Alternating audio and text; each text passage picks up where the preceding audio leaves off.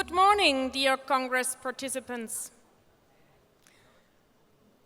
We know how much you like to talk to each other, so feel free to do so, but maybe you interrupt for a moment because we are going to start our program now. Many of you certainly have enjoyed the opening ceremony yesterday. Some of you are here now for the first time and arrived late last night. A warm welcome to everybody. My name is Monika Zimmermann. I am Deputy Secretary General of ICLEI. So this morning we have the opening plenary. It's a type of second opening of that Congress. And we are going to jump into content. Not easy content, as you will see, because we are going to look into the future a little bit. I hope that you not only enjoyed last night, but also your ride with public transport this morning. In the preparation of that Congress, we decided that in a city which has A, such a sustainability strategy, and B, such a great public transport system, it is certainly the right thing to invite you to take public transport rather than having special buses or similar means of transportation.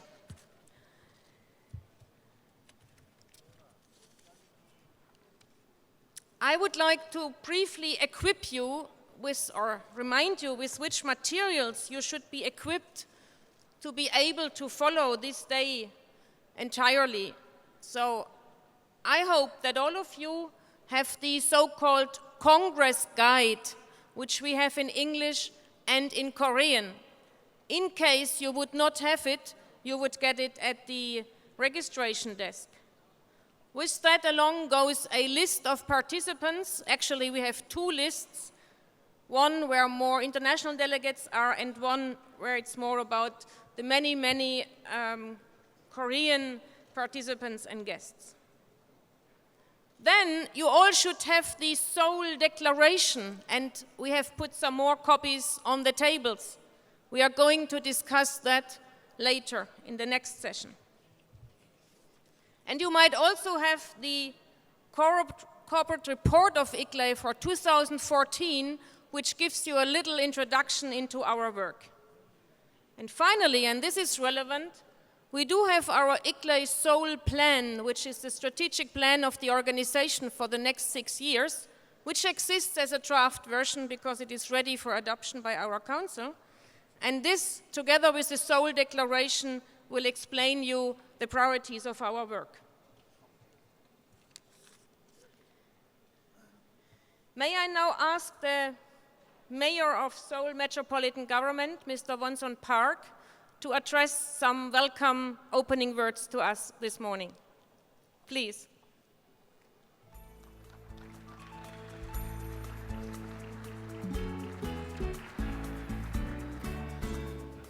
Good morning, everybody. Have you slept well last night? Thank you.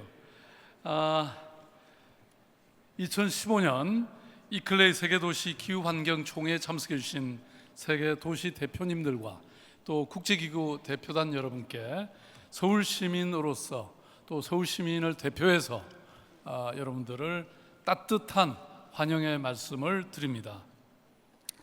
특히 이렇게 중요한 분들을 서울에서 맞이할 수 있게 돼서 대단히 영광스럽게 생각하고 큰 자부심과 책임감을 느낍니다.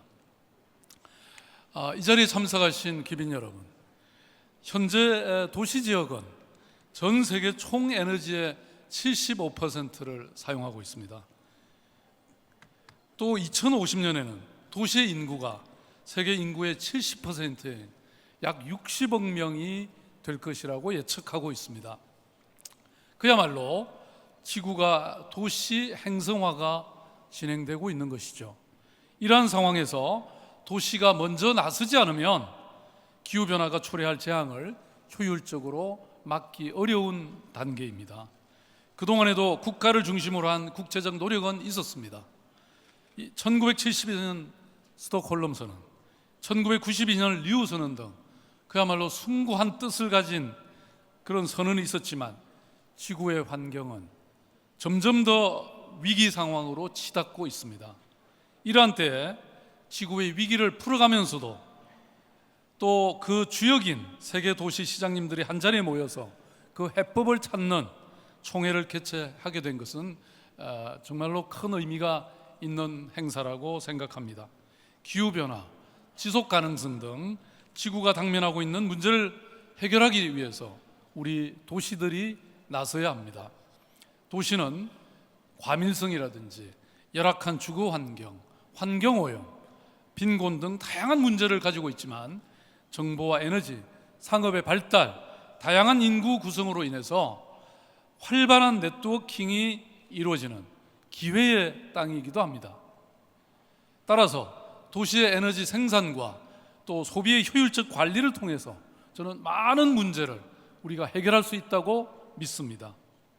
기후변화는 우리에게 닥친 시련이지만 에너지 생산과 관리 측면에서 녹색 산업과 신기술 개발을 통해서 상당한 정도로 극복할 수 있다고 생각합니다.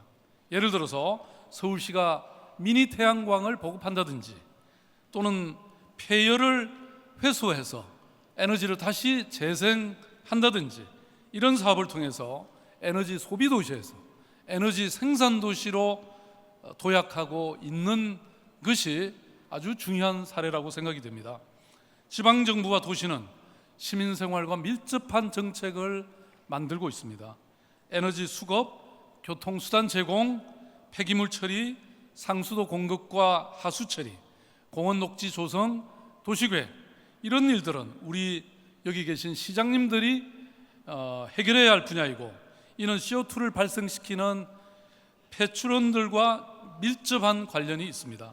따라서 에너지 안보와 기후변화 대응을 위해서는 모든 도시들이 시민사회와 손을 맞잡고 함께 추진해 나가야 한다고 생각합니다. 이클레이 출범 25주년을 맞는 올해는 지구적으로 매우 중요한 한 해입니다. 오는 9월 유엔에서 지속가능한 발전의 목표가 최종적으로 논의되고 또 12월에는 파리에서 국제사회의 신기후체제 합의를 위한 당사국 총회가 개최됩니다. 저는 오늘부터 본격적으로 막이 열리는 2015 이클레이 세계 총회에서 지구적 현안들을 해결할 수 있는 실마리를 찾기를 희망합니다.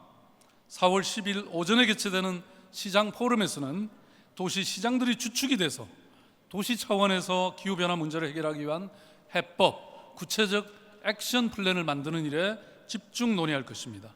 저는 이 자리에서 시장 협약을 위한 행동 계획인 액션 플랜이 발표되기를 희망합니다.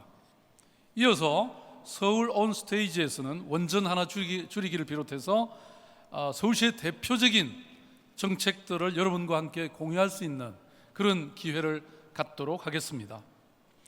서울은 도시의 교통 체계를 친환경 교통 체제로 바꾸고 도시의 물길을 열고 숲과 공원을 조성하는 데 주력하고 있습니다. 또한 IT 기술을 활용한 교통의智能화, 에너지 재생 기술 개발, 도시 재생 건설 능력 등을 결합해서 기후변화에 대응하는 지속 가능한 도시로서의 전환을 위한 일에 시정 역량을 집중하고 있습니다. 이번 서울총회는 역대 총회 중 가장 중요한 성과를 낳는 총회로 기록될 것입니다. 기후변화 대응과 지속 가능한 발전을 위한 도시의 역할과 실천 방안을 논의해서 그 결과를 국제사회에 전달하고 도시들의 공동의 행동 의지를 재확인하는 그런 중요한 계기가 될 것이기 때문입니다. 도시의 미래를 위한 지속 가능한 해법이라는 주제 아래 열리는 지방정부 네트워크와 긴밀히 협력함과 동시에 각국 정부들과 시민사회, 민간 부문, 또 산업과 기업들과 긴밀하게 협력해 나갈 것입니다. 총회에서 우리가 오늘 고민하고 논의하는 과제에 대해서 전 세계 도시 리더들과 또 그 지혜와 경험들이 모여져서 구체적이고 실천적인 방안이 마련되기를 기대합니다. 특히 여러 도시들의 현안 문제와 각 도시들의 우수한 정책들이 활발히 교류되고 심도 있게 논의되기를 기대합니다. 쾌적하고 건강한 서울의 환경을 만들기 위해서 논의된 사항들을 바탕으로 다른 도시들의 우수 정책도 배우고 서울시에 적용할 수 있는 가능성도 검토해보고 싶습니다. 인류의 지속 가능한 미래를 논의하는 이 의미 있는 자리, 또 도시 간 상생과 화합을 위해서 노력한 지금의 시간들이 훗날 우리의 미래 세대들에게 자랑스럽게 기억되는 순간이 될 수 있도록 여러분 모두가 마음을 모아주시기 바랍니다. 2015년 이클레이 세계총회 참석을 위해서 서울을 방문해 주신 여러분, 다시 한번 따뜻한 마음으로 여러분들을 환영합니다. 감사합니다.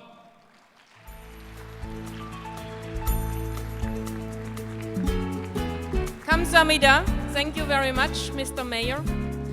And Mr. Mayor spoke to us in his capacity as the mayor of the host city, but also in his capacity as the newly elected ICLEI president. And I'm happy to report to those of you who have not been able to be with us yesterday when we have announced that Mayor Park was elected ICLEI president yesterday by the ICLEI Global Executive Committee.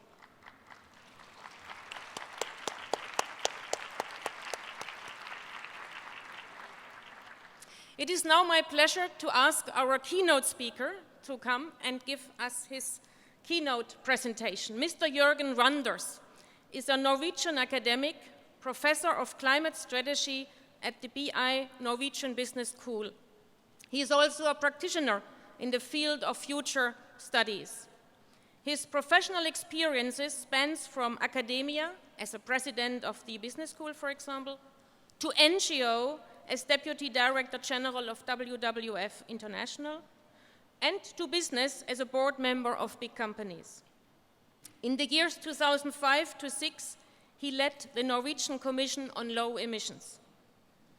Most environmentalists in the world have become aware of Jørgen Randers as a co-author of the groundbreaking report, The Limits to Growth, which was published together with Daniela and Dennis Meadows in the year 1972. And I think this was the wake-up call for my generation, at least. We have been reading that book with great interest, and it has led many of us to become environmentalists again, as well, and to work in that field. Jørgen has also authored several other books, many other books actually, and one of the most known recently is the book 2052, A Global Forecast for the Next 40 Years. And this book made us invite Jørgen to speak to us today. Jørgen, please come up and explain how you see the year 2052, and I guess this will motivate us to work even more harder.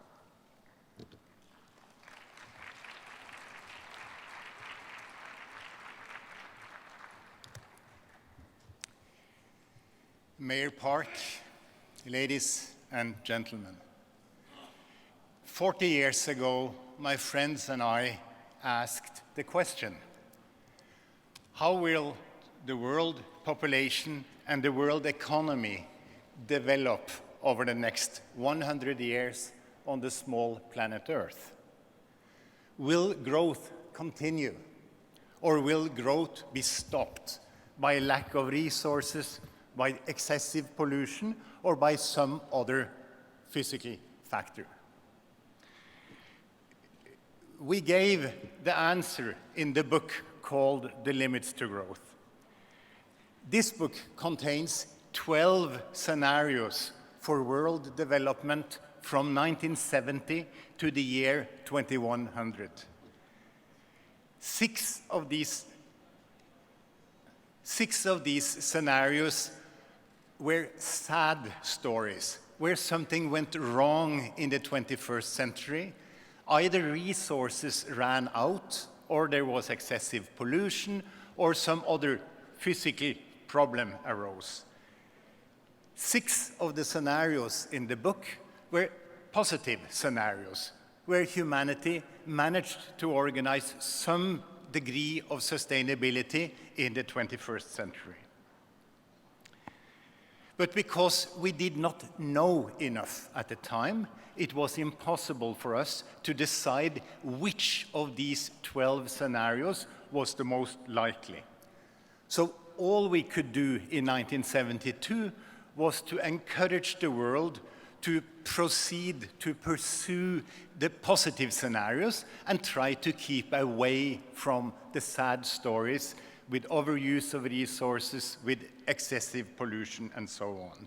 In other words, in 1972, we encouraged the world to embark on sustainable development. Today, 40 years later or 43 years later, we know very much more. First of all, we know that in spite of what we said in 1972, growth has continued, both in population, in GDP, in resource use, and in pollution output. The ecological footprint of humanity is much bigger now than it was in 1972. Second, we have overshot the limits of the small planet Earth, and this is simplest to see in the area of climate. Every year, humanity emits into the atmosphere twice as much CO2 as is being absorbed by the oceans and the forests of the world. The difference, the rest, remains in the atmosphere and increases systematically the concentration of CO2 in the atmosphere, and as a result, increases the temperature of the atmosphere until we stop emitting this excess of CO2. And thirdly, we have not yet run out of resources. In addition to this, we have learned a lot more. First of all, about global development, but especially at this point in time, we know very much more about how decisions are made in the world, at the individual level, at the corporate level, at the national level, and at the global level. We know that largely we rely on democratic decision-making, on the market and capitalism in big parts of the world, and more centrally governed, planned economic developments in other parts of the world. But the important point is that we know enough today about how we humans make our decisions, that it is in broad terms at this point in time possible to tell what will actually happen over the next 40 years. And this is what I have done in the 2052 book. I've basically considered the situation, considered the ways in which humanity responds to challenges, and then I've basically calculated, what will happen over the next 40 years. This book is a report to the Club of Rome, and importantly, all the detail, the tens of thousands of numbers and equations and data points are freely available in the website, the book website called www.2052.info. So there you can go in and make your own forecast if you would like. This is, of course, a waste of your time. My forecast is much better than anything that you will ever be able to make. When making the forecast, I started by dividing the world in 5 regions. The United States is one region. The rest of the rich world, China is the second region. The rest of the industrial world is the third region. The 14 biggest emerging economies is the fourth category, and the 140 other small countries is grouped into one category called the rest of the world.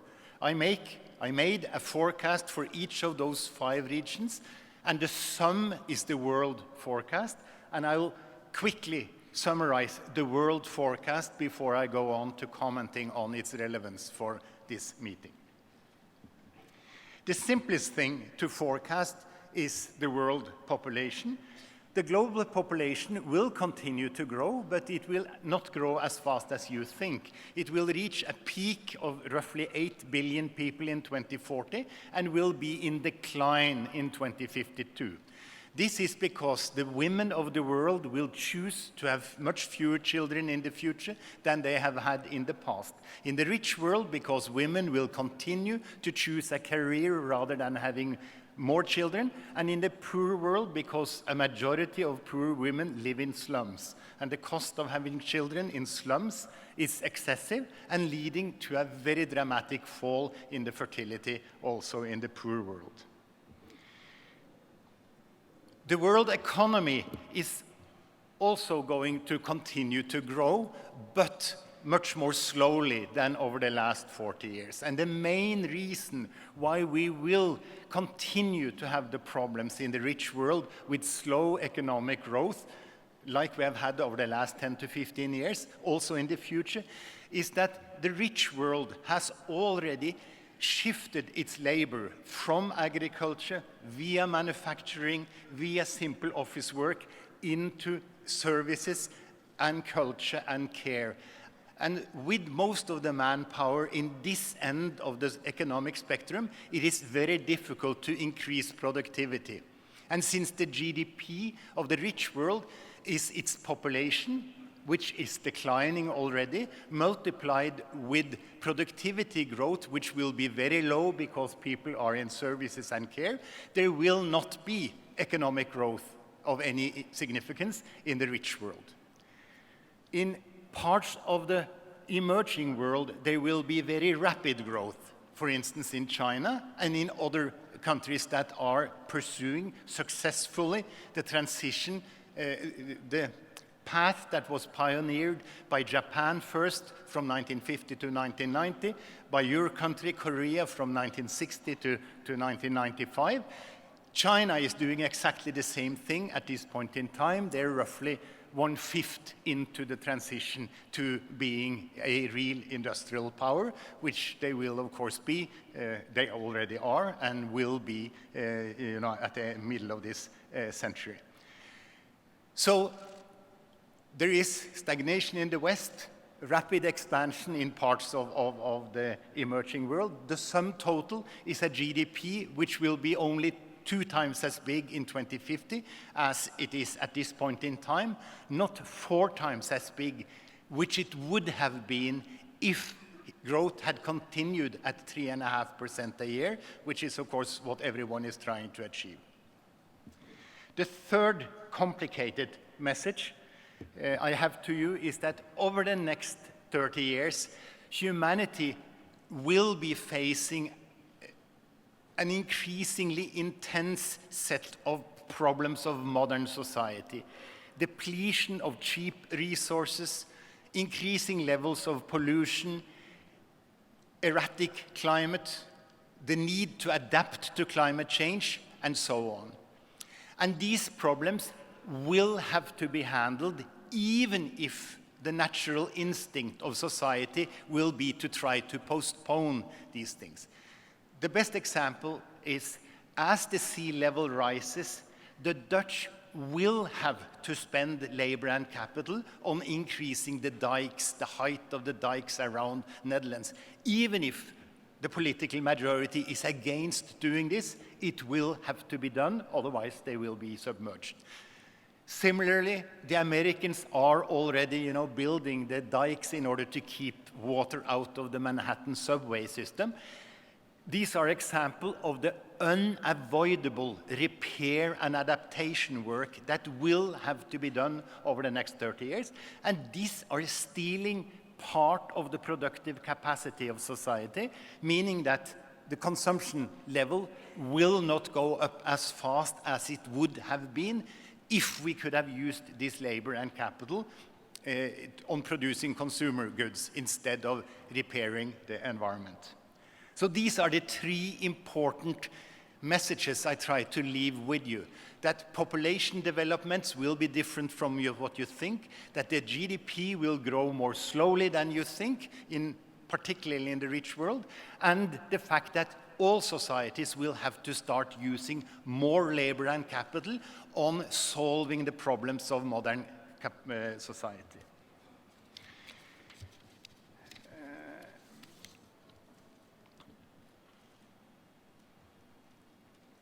Once I know these things about the future, once you know those things about the future, it's very quick to find out how much energy we're going to use. We know from history that we are increasing energy efficiency by roughly 1% a year, the green line.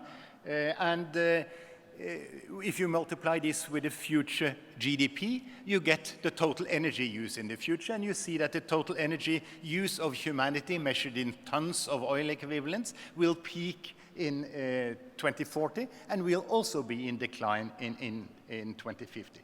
And it is also easy to think, to forecast where this energy is going to come from. The world's consumption of oil will stay more or less stable, measured in tons per year over the next 20 years.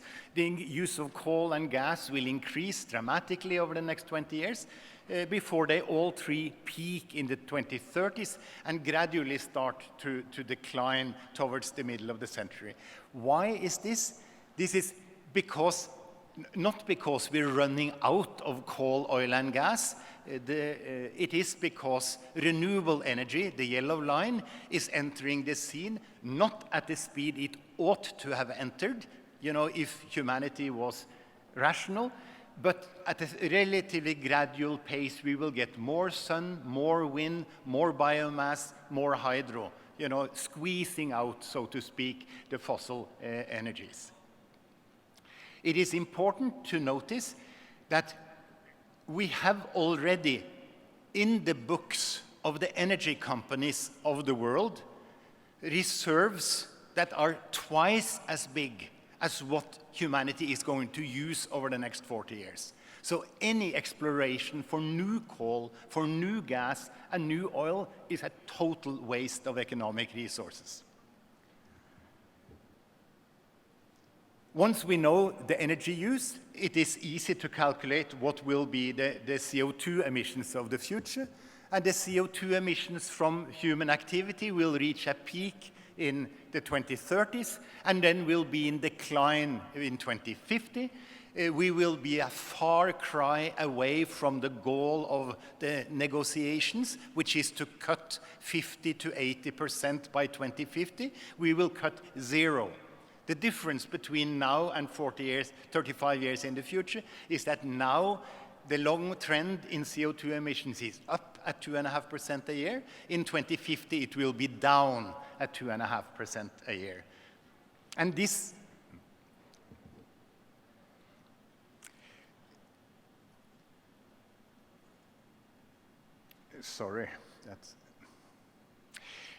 And once we know what will be the CO2 emissions of the next 40 years, it is, of course, very quick to calculate how warm it is going to get. And this is indicated in this graph, the red line, showing that the temperature, the long-term trend in the temperature will go up from the current 0.8 degrees centigrade over in pre-industrial time to plus 2 degrees centigrade in 2050, going up and actually peaking at plus 3 degrees centigrade in 2080. This is, of course, pretty bad. This means that the climate is going to get worse and worse and worse and worse over the next 40 years. It means more floods, more droughts, stronger cyclones and hurricanes, more forest fires. It means Pacific islands will disappear, as we heard yesterday. Bangladeshis will move inland, and India has already started building the fence to keep the Bangladeshis south of that fence. Farmers will not know when to seed. Birds will no longer know when to migrate. Very unpleasant, especially for the poor.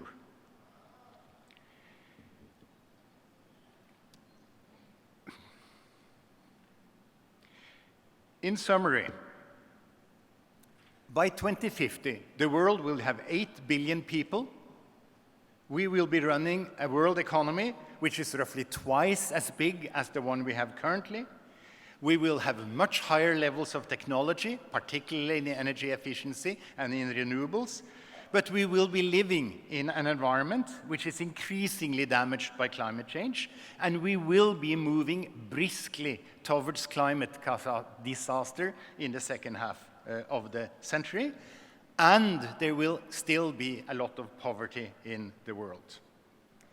And this is particularly bothersome because a much, much better future is simple to achieve if we could just decide to implement it. The world,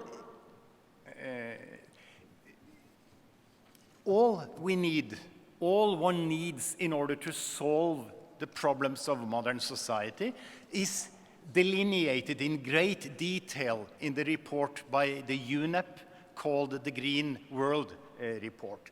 It basically means to solve the problem, we need to shift 2% of the labor and the capital of the world from dirty sectors to clean sectors. We need to take those people that currently make fossil cars and force them to make electric cars. We need to take the people and the capital that currently make coal-fired utilities and make them make windmills and solar panels. We need to take those people that currently build huge apartments with badly insulated walls to build slightly smaller apartments with thicker and better insulated walls.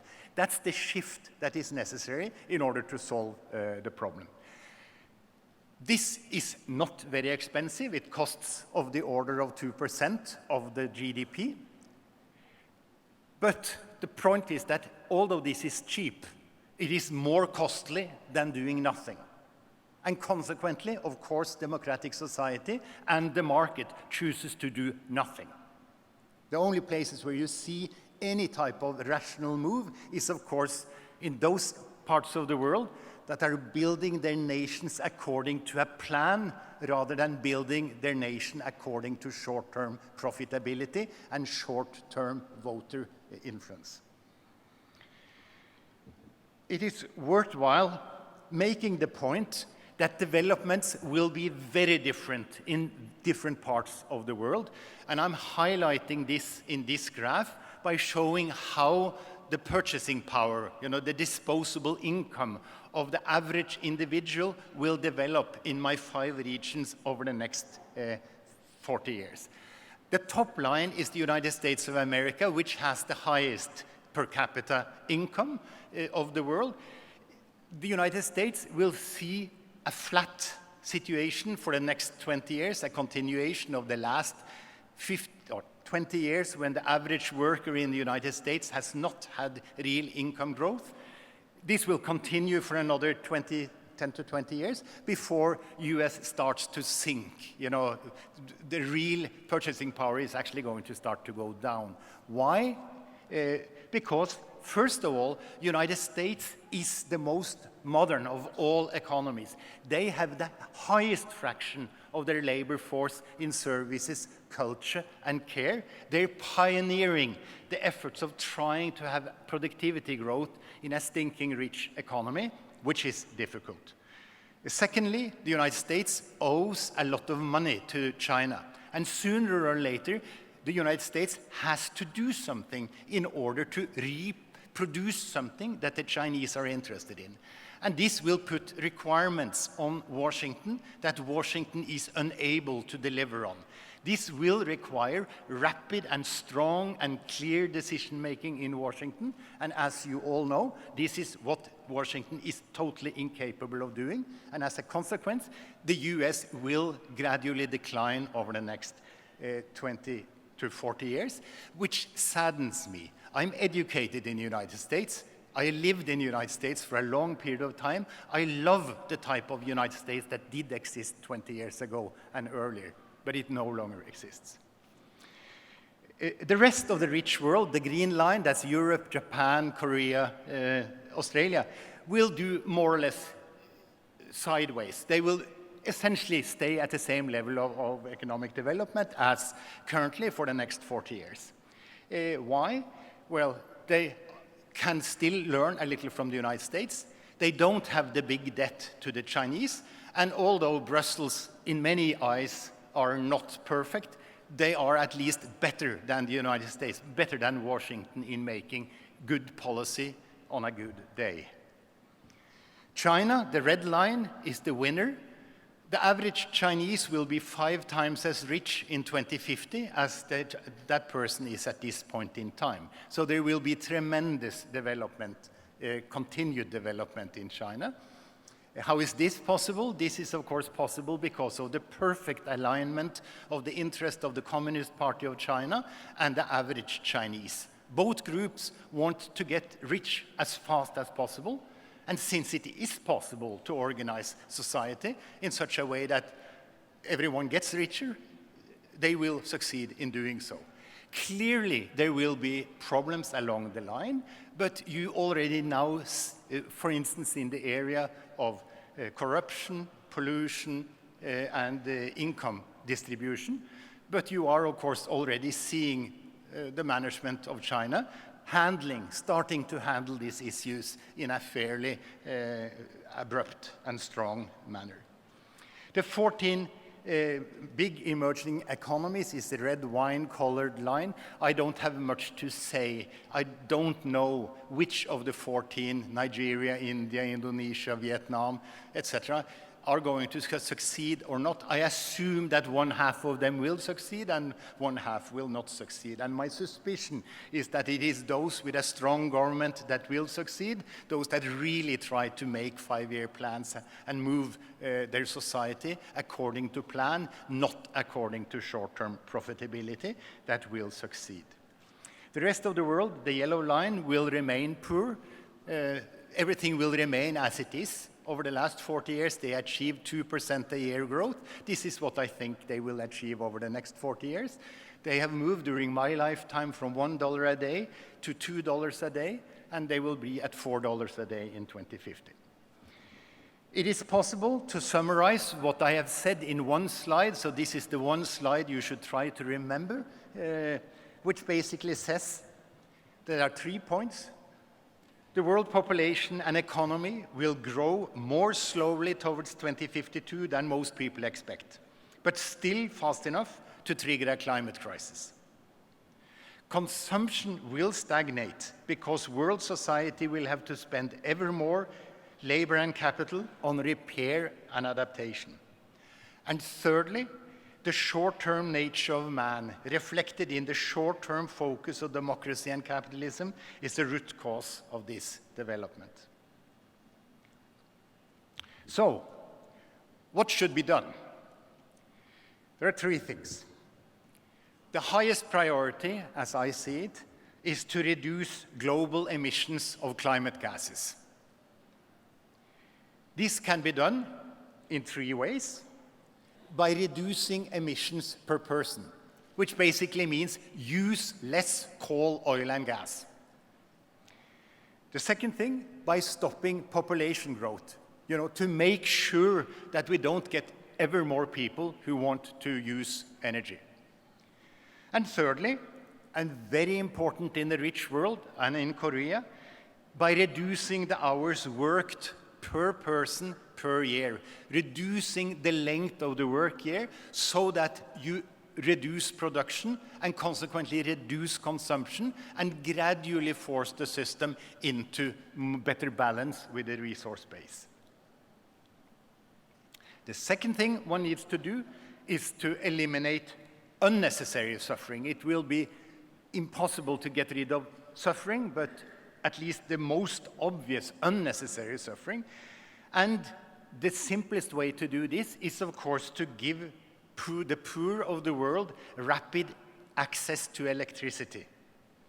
This means basically that the rich world should build in the poor world solar plants, wind power, biomass, hydropower, and give to those nations so that there will be electricity available for people. And then finally, one should establish new goals for society. This means, as was said yesterday, to start pursuing well-being for the average citizen rather than increased income for the average citizen. And this can, of course, be done basically by asking people whether they think they're better off at this point in time than they were 5 years ago, and then ask them, do you think you will be better off 5 years in the future? And then the goal of politicians and leaders of society would be to try to increase the fraction of the population that answers better, better. these are the people that thinks that things are developing in the right direction. They think that today is better than 5 years ago, and they think that 5 years in the future, things will be better than today. We have done interesting measurements of this in China.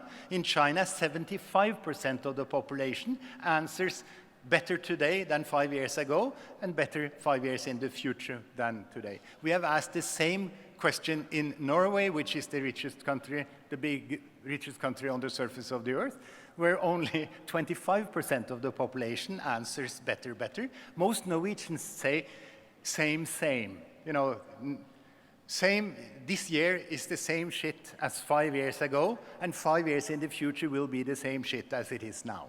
So we are not scoring very well on creating happiness for the people, in spite of being, you know, the richest on the surface of the earth.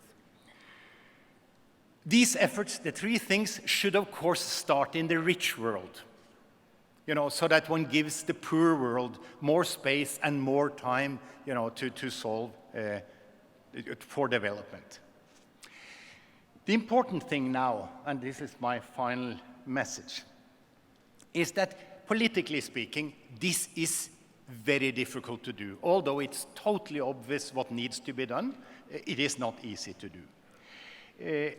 And the reason for this is, of course, that there is strong opposition, for instance, against moving people and labor from dirty sectors to clean sectors.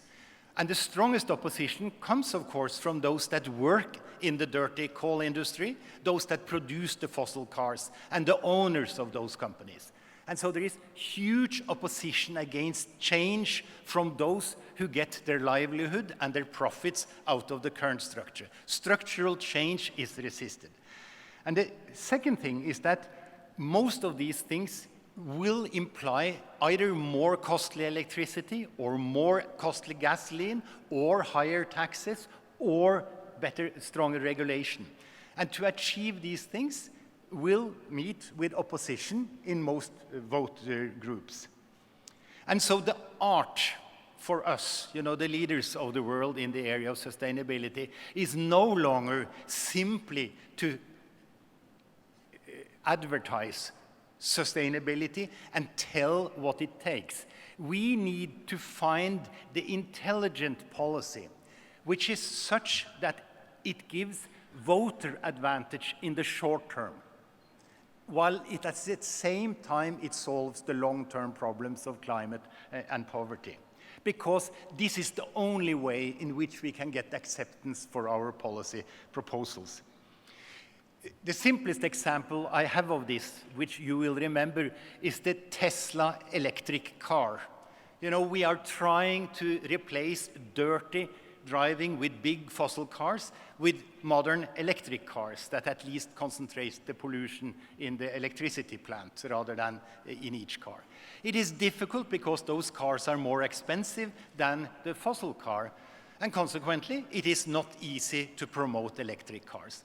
Tesla, the American company, has invented a way to do this. They have made a car which is so elegant, it is so sexy, it accelerates so fast that it's better than any sports car that anyone else drives. And although it costs 2 to 3 times as much as an ordinary car, people buy it because of its short-term advantages, which comes along with the long-term advantage that it actually is a step towards solving the problem of the future. So remember the Tesla technique, you know, that you try to couple a short-term advantage with the long-term benefit of your policy, and then you only try to sell the short-term advantage, and then you get the long-term benefit on its own.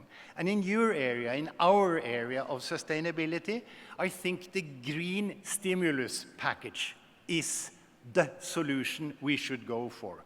You know, this is the idea that whenever there is an economic downturn, there is a possibility to convince the central bank and the central politicians to print a little bit of money and use it for, you know, stimulating purposes. And then instead of stimulating the fossil cars, stimulate the electric cars. Instead of stimulating the building of new, badly insulated buildings, stimulate the building of smaller apartments with thicker walls. Instead of stimulating, digging down gas pipeline to distribute fossil gas, stimulate the building of electric high voltage lines to distribute the power from the windmills. So the green stimulus package, this idea of either taxing or printing new money and giving to the unemployed as payment for repairing the environment, that is, in my mind, the general solution that would have a chance of surviving in democratic society and will not be resisted too heavily by the financial sector, because the financial sector normally likes stimulus packages. A final word. I don't like what I see in my forecast. I don't like the current direction of global society. And I hope you will help me in trying to change the path of our big global ship. We need solutions that get lasting support from voters and from the market, and from progressive politicians as a consequence. And especially, of course, in the world's cities and municipalities, which is the contact point between the people and the big issue. It will be hard, but it is worth doing, even if it will make my forecast wrong. Thank you.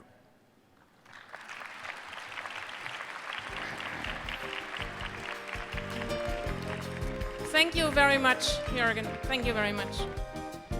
2052, for many of us, that is not our time anymore, but the time, I guess, of our grandchildren or even grand-grandchildren. So I saw yesterday that you like to move a little bit. Let me ask you, please, that those of you stand up who are concerned about the future of her grandchildren. You know it already, but now after we have heard Jürgen speaking again. Who of you is concerned about the future of your grandchildren? Also in the light of what you have just heard.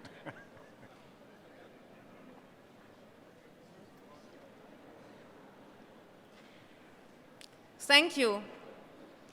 I think you are basically the decision makers of today.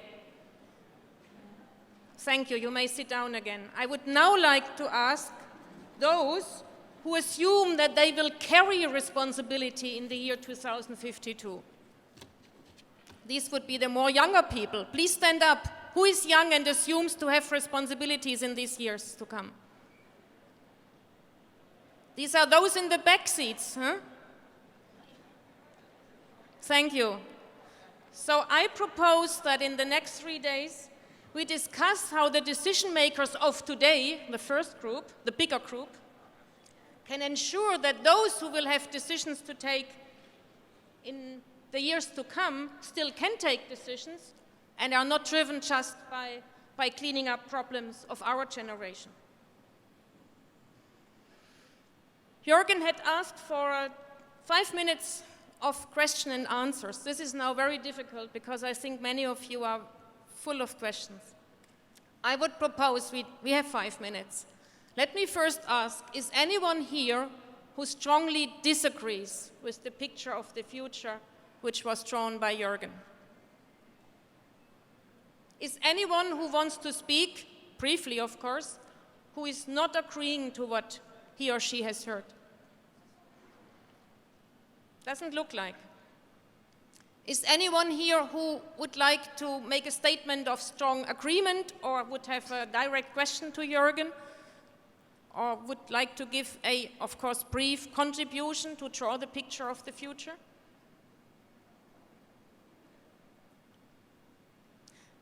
Jürgen, I think everybody is still reflecting. No. Please, we have some microphones.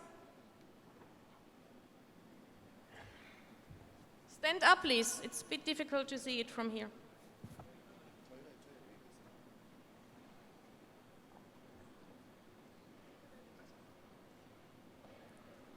Please say your name. Hello, my name is Seoul Declaration. I'm a member of Daejayan. I'm so glad to be here. There are many universities and schools in the city. Therefore, it's such a good plan to change these institutions into green campus and schools. What do you think of my proposal, distinguished mayors? Our young students are ready to act for these plans. Thank you. What I think is that all organizations and all individuals, for example, ICLEI, for example, you all here, for example, the school students that you are speaking about, should pursue the obvious activities with full strength in the years that come. You know, you will soon approve an ICLEI program here in this meeting, which lists all the obvious things that needs to be done. You know, we need to insulate our homes. We need to shift from cars that use a lot of gasoline. We need to treat the waste of the city in a way that does not produce greenhouse gases. We need to treat our forests in such a way that they don't emit CO2. It's totally obvious what needs to be done. It is not very costly, but it is a little more costly than doing nothing. But these things, you know, ICLEI, you personally and the school students should be doing. And, you know, making a green campus or making the mayor's wonderful set of parks, you know, around Seoul are very good examples of this and should be pursued. But in addition to this, in my mind, one should be aware of the fact that this is not enough. My book describes what will happen when all of you do, when all of us actually do what is reasonably convenient, reasonably cheap to do.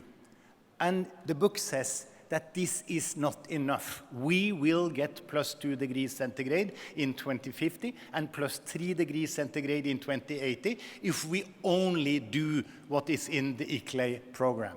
So the question is, what else could one do over and beyond doing all the normal things?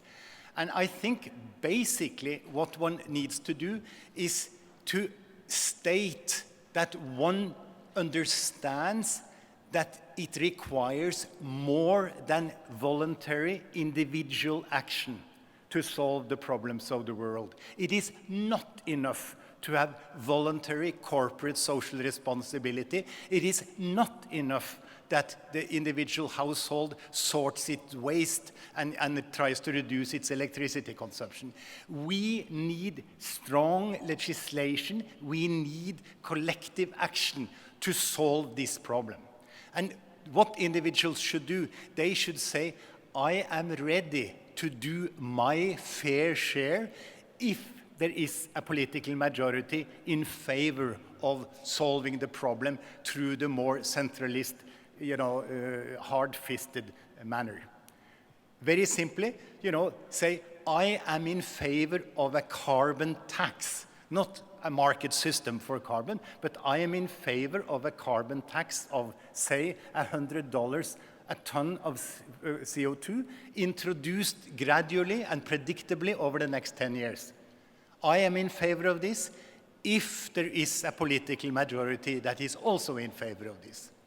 So this is the type of thing I would like the students to do over and beyond being, you know, good at creating a green campus. And this is what I would like ICLEI to do over and beyond, you know, passing a relatively toothless, you know, platform about what needs to be done over the next several decades. Thank you. Thank you very much, Jürgen, and maybe a big round of applause.